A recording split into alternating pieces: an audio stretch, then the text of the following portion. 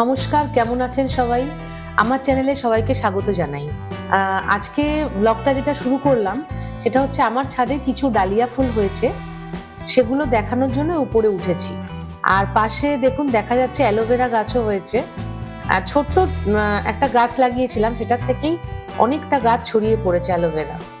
আর এখানে দেখুন কি সুন্দর কুঁড়ি এসছে, আর মোটামুটি 4-5টা ফুল এসছে। তো ফুলটা একটু মাঝারি সাইজের, যেহেতু শীতের শেষে লাগানো হয়েছে। আসলে আগে কখনো গাছ আমি লাগাইনি, এটা ফার্স্ট আমার এক্সপিরিয়েন্স। আপনাদের মধ্যে যদি গাছের এক্সপিরিয়েন্স কারোর থাকে আমার সঙ্গে অবশ্যই শেয়ার করবেন, যে গাছটা কিভাবে আমরা পরিচর্যা করতে পারি, কি কি সার ব্যবহার করা যায়, ঘরোয়া যদি কোনো টোটকা থাকে, মানে কোনো ঘরের জিনিস দিয়ে সার বানিয়ে সেটাকে দেওয়া যায়, আমার সঙ্গে অবশ্যই শেয়ার করবেন। তো চলুন আজকের দিনটা স্টার্ট করি।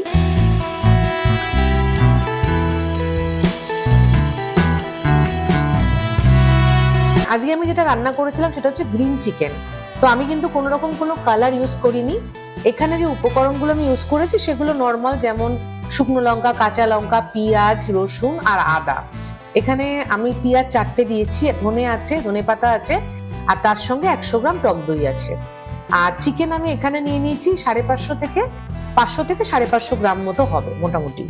চিকেনটা ভালো করে ধুয়ে আমি সর্ষের তেল, নুন, হলুদ দিয়ে ম্যারিনেট করে নিয়েছি। আচ্ছা, রসুন কিন্তু এখানে আমি 2টো বড় বড় রসুন নিয়েছি, পেঁয়াজ আমি 4টে নিয়েছি। আর যেহেতু সবুজ হবে তাই জন্য আমি একটাই শুকনো লঙ্কা নিয়েছি, বেশি শুকনো লঙ্কার ইউজ আমি করব না। আচ্ছা, প্রথমে তেলটা গরম হলে আমি কড়াইয়ের মধ্যে এক এক করে মাংসগুলোকে ভেজে নেব।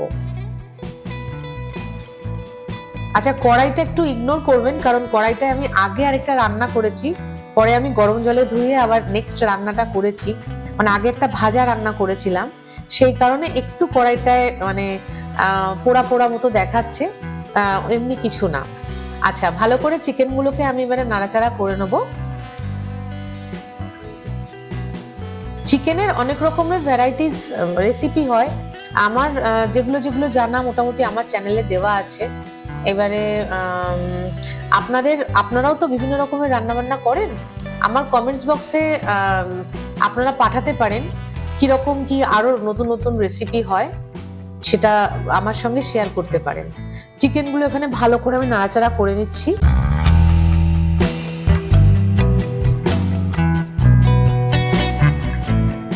আমার চ্যানেলটা মোটামুটি নতুন হলেও চ্যানেলটা কিন্তু অনেক জায়গায় পৌঁছে যাচ্ছে। বিশেষ করে আমি দেখলাম বাংলাদেশের যারা আছেন বন্ধুরা, তারা অনেকেই চ্যানেলটা খুবই পছন্দ করছেন এবং কমেন্টস করছেন আমাকে। তো আমি তো চেষ্টা করবোই আগামী দিনে ভালো ভালো রেসিপি নিয়ে আসার। আমার এখানকার যারা কিনা ইন্ডিয়ার বন্ধুরা আছে তারা তো অবশ্যই, আর বাংলাদেশের বন্ধুরা আমি রিকোয়েস্ট করব, তাদের ওখানেও খুব সুন্দর সুন্দর রান্না, তারাও অনেক ভালো ভালো রান্না করেন। আমার দাদু ঠাকুমা এদের মুখ থেকে আমার শোনা, কারণ তারা তো একসময় ওখানেই ছিলেন। তো পরবর্তীকালে এখানে সেটেল হওয়ার পরে আমি শুনেছি যে ওখানে এই রান্নাটা স্পেশাল, ওই রান্নাটা স্পেশাল। যেমন একটা রান্না আছে মোরগ পোলাও, যদি ভুল না কিছু বলে থাকি। এরকম ধরনের যদি আরো স্পেশাল কিছু ওনাদের রেসিপি থাকে, আমি অবশ্যই আপনাদের রিকোয়েস্ট করব বাংলাদেশের বন্ধুদের যে আপনারাও অবশ্যই শেয়ার করুন আমার সাথে। তো চিকেনটা দেখুন মোটামুটি 10-15 মিনিট মতো আমি কষিয়ে নিয়েছি।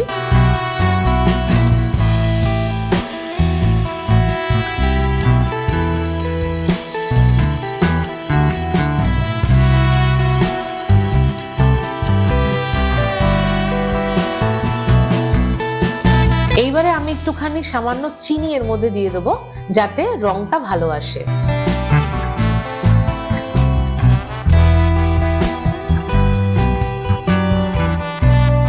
ভালো করে নাড়াচাড়া করে নিলাম। আপনাদের একটা কথা বলি, চিনিটা তো রং আনতে সাহায্য করেই। আপনারা যদি চান যে কোনো রান্নার স্টার্টিং এও তেলটা গরম হলে আগে একটু চিনি দিয়ে দিতে পারেন, তবে চিনিটা যেন না পুড়ে যায়, কারণ কোনো কিছু পোড়া খাওয়াটা তো ঠিক নয়। মাংস থেকে অনেকটাই জল বেরিয়ে এসছে।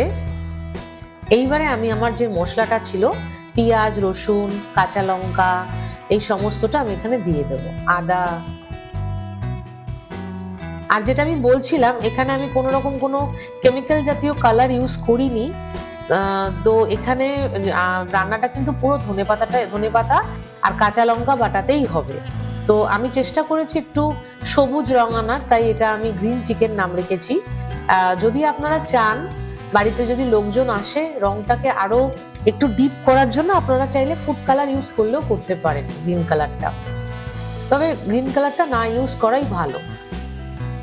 বাটা মশলাগুলো দিয়ে আমি বেশ খানিকক্ষণ আরো কষিয়ে নেব, মোটামুটি মিনিট 15 আমি কষাবো মাংসটাকে।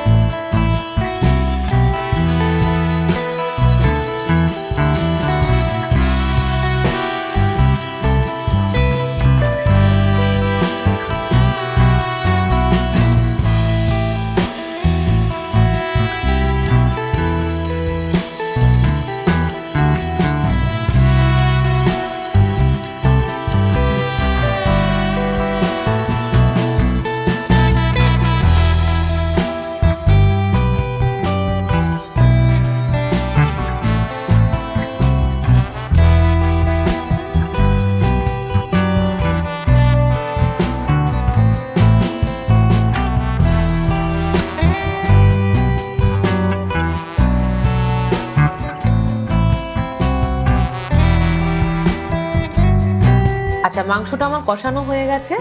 এইবারে আমি এর মধ্যে দিয়ে দিচ্ছি ধনেপাতা বাটাটা। ধনেপাতা আর টক দই এটাকে আমি একসাথে বেটে দিয়েছি যাতে কিনা একটু স্মুথ হয়, নালে দেখবেন ধনেপাতা বাটার সময় না অনেক সময় কেমন দানা দানা মতো থেকে যায়। যদি ওর মধ্যে এমনি সময়ও না একটু অল্প টক দই বা লেবুর রস ইউজ করেন তাহলে জিনিসটা খুব স্মুথই হয়। তো এবারে আমি ভালো করে নাড়াচাড়া করে নিলাম।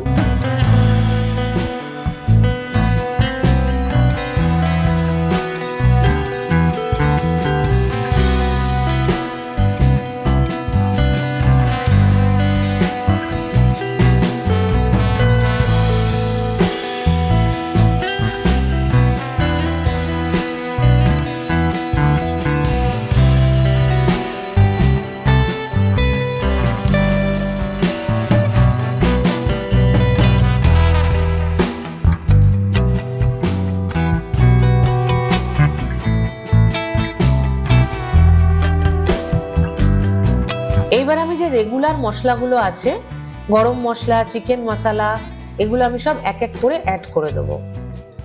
এখনো কিন্তু আমি কোনো রকম কোনো জল ইউজ করিনি, কারণ অলরেডি মাংসের যে জুসটা সেটা বেরোচ্ছে, এটা আরেকটু শুকিয়ে গেলে তারপর আমি জলটা ইউজ করব। আমি এবারে ওই মশলাগুলোর সাথে আমি জিরের গুঁড়ো দিয়ে দিচ্ছি, সবই কিন্তু 1.5 চামচ মতো করে দেবো, একটু বেশি করেই দেবো। ব্যাস, মশলাগুলো দিয়ে আমি এবার ভালো করে নাড়াচাড়া করে নেবো।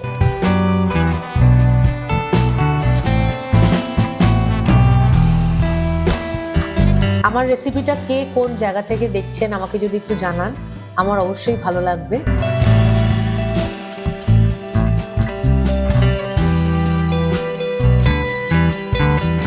মিক্সিটা ধুয়ে এবারে বাদবাকি যে মশলাটা লেগে আছে ওটাও আমি দিয়ে দেবো।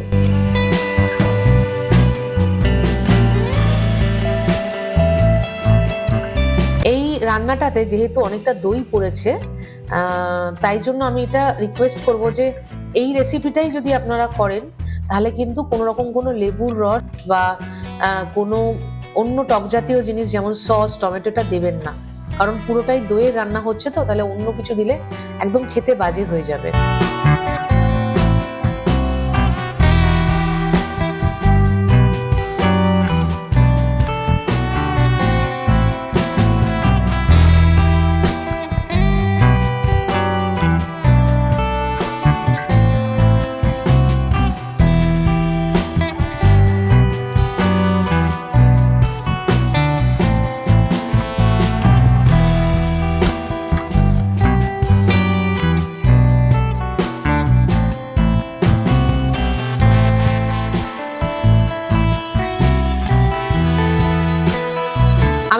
নুনটা একটু চেখে দেখলাম যে নুনটা ঠিক আছে নাকি।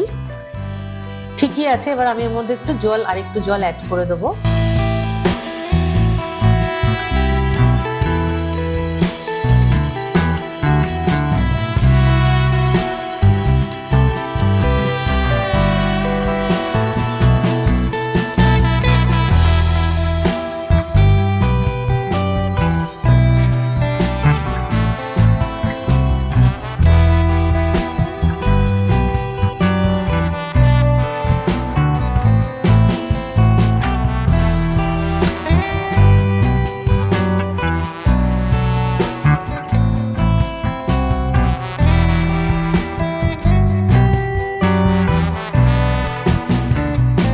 কাঁচা লঙ্কা দিয়ে দিচ্ছি। আমার একটু মানে গোটা কাঁচা লঙ্কা মাংস রান্না খেতে খুব ভালো লাগে।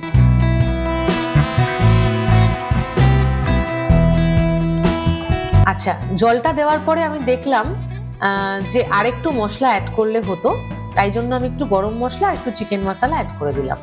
অন্য মশলাগুলো আর দেওয়ার দরকার নেই। আর এই রান্নাটায় আমি কিন্তু কোনো আলু ইউজ করিনি, কারণ সব রান্নায় আলু ভালো লাগে না।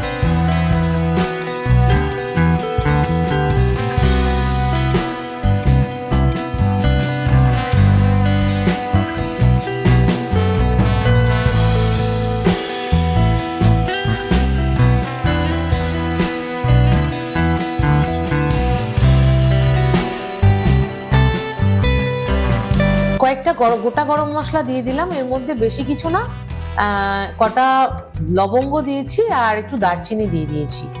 আপনারা এলাচও দিতে পারেন চাইলে। ব্যাস, এবার আমি ঢাকা দিয়ে দেবো। মোটামুটি সব মশলার পরিমাণ আর পরিমাপ ঠিকই আছে। খানিকক্ষণ পরে আমি ফিরে আসছি। মোটামুটি আরো 15 মিনিট মতো হয়েছে, দেখুন, দেখলেই বুঝতে পারবেন 15 মিনিট মতো হয়েছে। চারিদিক থেকে দইটা একদম, দই আর মশলাগুলো একদম জমে গেছে, দেখুন চারিদিকে সাইডে সরে গেছে। এবার এটাকে আমি আবার একটু মিশিয়ে দেবো।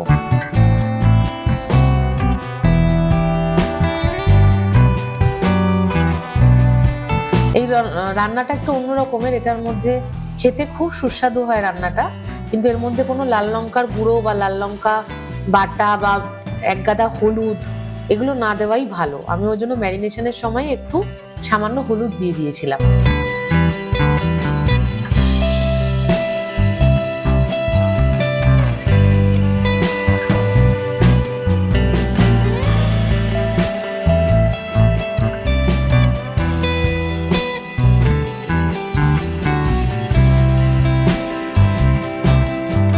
নুন মিষ্টিটা আমি আবার একটু চেক করে দেখলাম, আমার মনে হলো আর একটু চিনি লাগবে, কারণ টক দইটা অনেকটা ছিল তো 100 গ্রাম, তাই আমি উপর থেকে একটু চিনি দিয়ে দিলাম।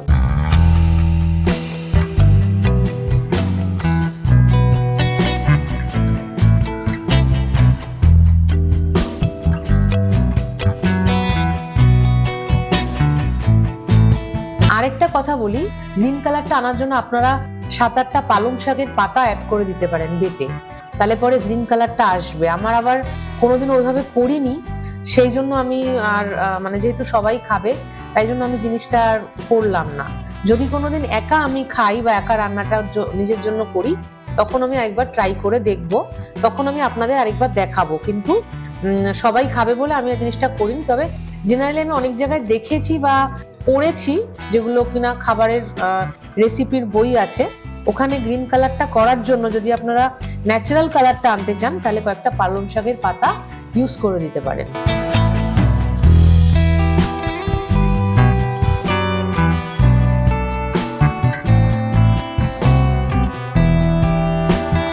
মোটামুটি আরো 10 মিনিট হয়েছে মাংসটা। আমি এই পর্যায়ে মাংসটা আমি বন্ধ করে দেবো। আর জানি না কালারটা বোঝা যাচ্ছে কিনা, কারণ আমার রান্নাঘরটায় প্রচন্ড আলো আসে, কালারটা কিন্তু গ্রিনই হয়েছে। রেসিপিটা যদি আপনাদের ভালো লাগে অবশ্যই রেসিপিটা যদি আপনাদের ভালো লাগে অবশ্যই একটা লাইক করে দেবেন, আর প্রচুর শেয়ার করে দেবেন, আর চ্যানেলটা সাবস্ক্রাইব করে দিতে ভুলবেন না। আর আগামী দিনে আপনাদের রেসিপির জন্য আমি ওয়েট করে থাকবো। অবশ্যই আমাকে কমেন্ট করবেন আপনারা কি দেখতে চান রেসিপি। আজকে এই পর্যন্তই। ভালো থাকবেন, সুস্থ থাকবেন। টাটা।